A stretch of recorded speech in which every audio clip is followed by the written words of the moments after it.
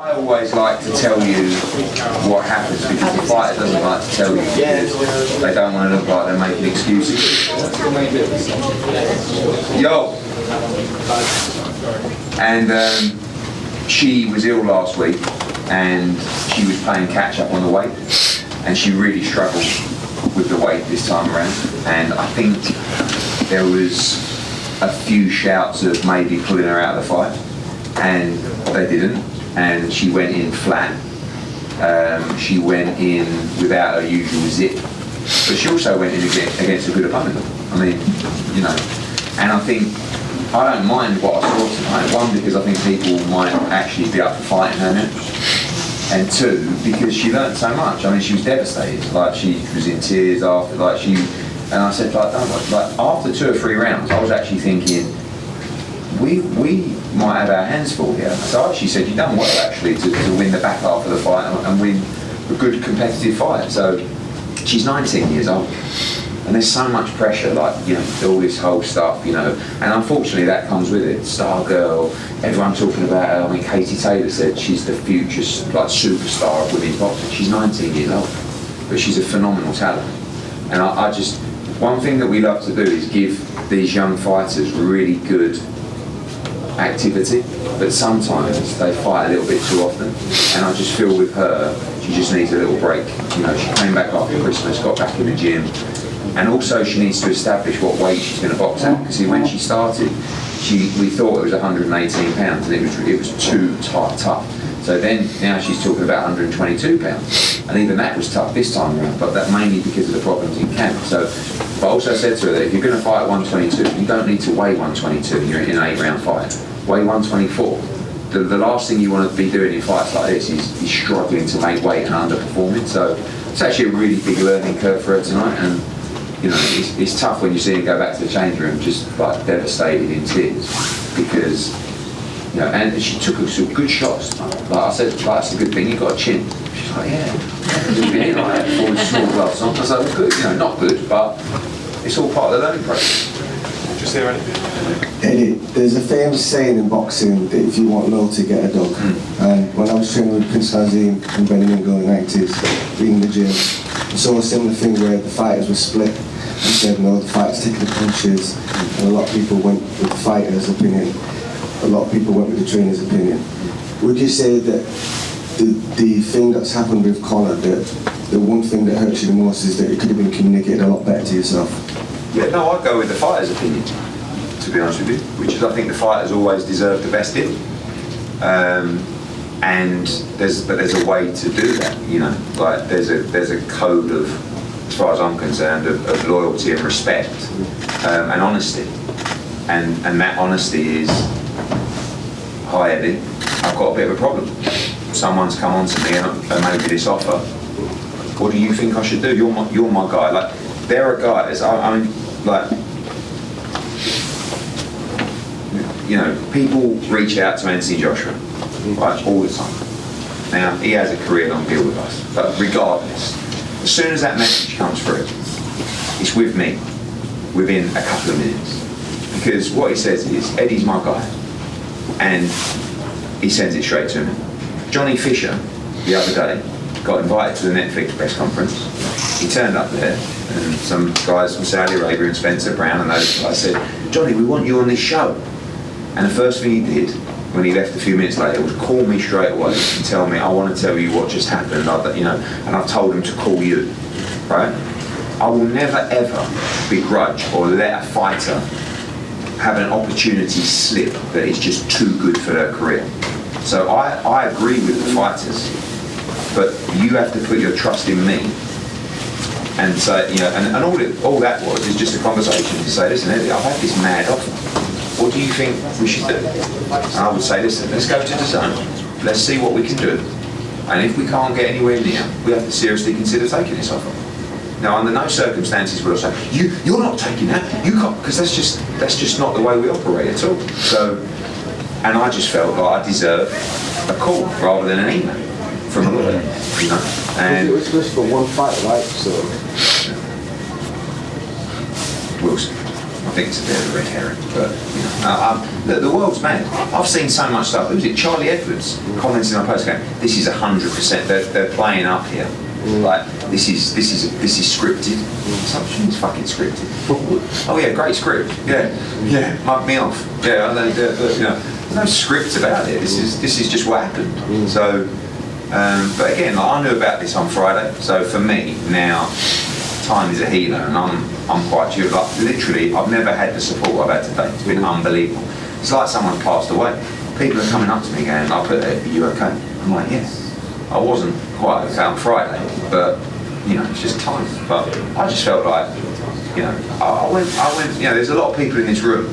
Andy, I spoke to earlier. See Mr. McKenna at the back.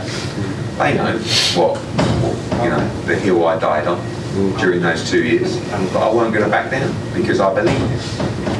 So, and I said, I messaged Anthony Fowler earlier. He's like, yeah, well, Eddie would, the only reason Eddie stuck up for him before was because of the money.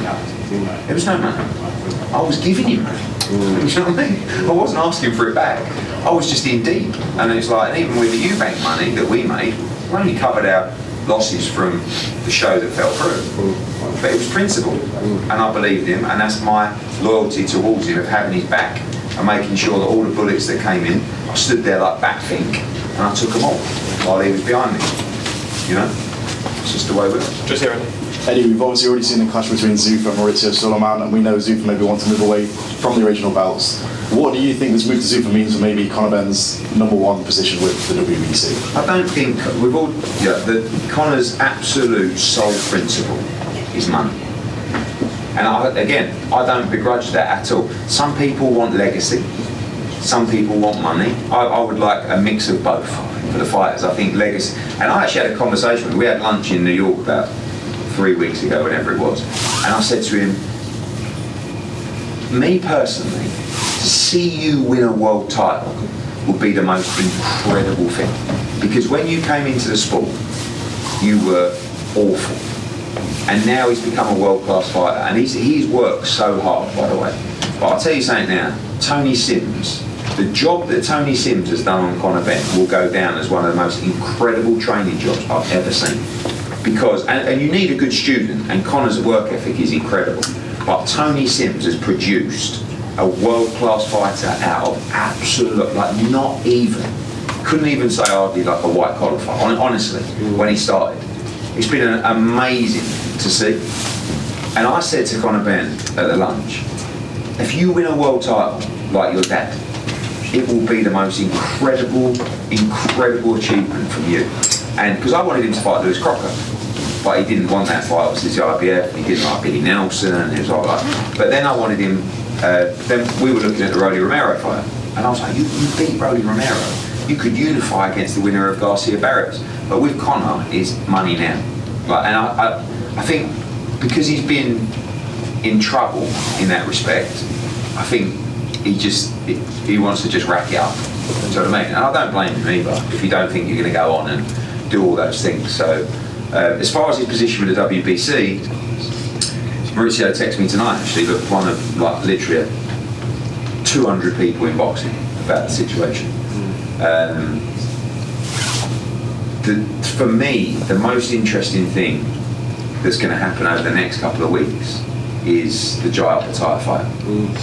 Because that's for the Zuffa Cruiserweight World title. And the IBF will not be allowed to do what they normally do. There is no way, in my opinion, that Zuffa will allow them to do that. And they will have to make a decision. If it was Maurizio Sulaiman, the decision would already be made. The belt's off the line. And that will be the moment where everything changes. So where fighters that go that way will no longer be able to be a recognised world champion. And that will be a historic moment for the sport and a sad day for the sport, because that will be the big freeze out. But as far as I'm concerned, you might as well get on with it, because that's what you're going to do. So whether you allow it at the beginning of March or not, it's going to happen. And I think the governing bodies will probably put their foot down and say, these are the rules. Can you confirm we'll be allowed to do this? And the answer will be no, or they just won't reply. And then they'll act. So But I think maybe Conor in the short term, Conor might be happy to fight for the Zuffa welterweight world championship, but it won't be like sitting there with his dad with the WBC title on the wall, knowing that he was a 2-time world champion and one of the greatest British fighters of all time.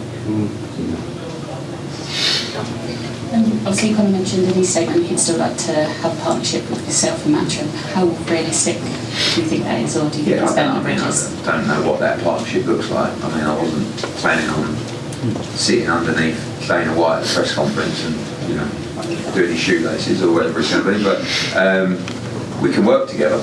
He can fight Josh Kelly.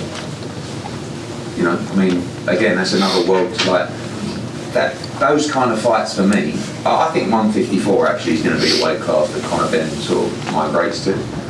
And I mentioned it a few times over the last week. I don't know if that made Conor jump ship, but Conor Benn against Josh Kelly at the stadium at Leigh is, I mean, it's 50,000 or whatever it is. But I also understand that Conor's a big star, and sometimes you don't want to.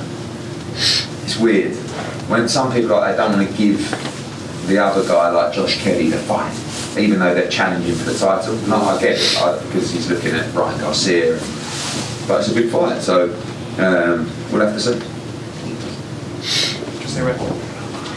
Eddie, we spoke about earlier what you kind of went through the last few years defending Conor because you believed him. After everything this week, do you still believe him now? Yeah, I'd like to. I'm not going to start hanging him out to dry, because you can only really act how you feel at the time. I believed him at the time, and that's what I did. Obviously, this has made me question a lot of things and his character as well. But it's not, I'm not sit there and say, "Oh, I'm he was lying about that," because he convinced me that he wasn't, and I believed him, and that's why I backed him to the hill. Guys, Josh Ryan.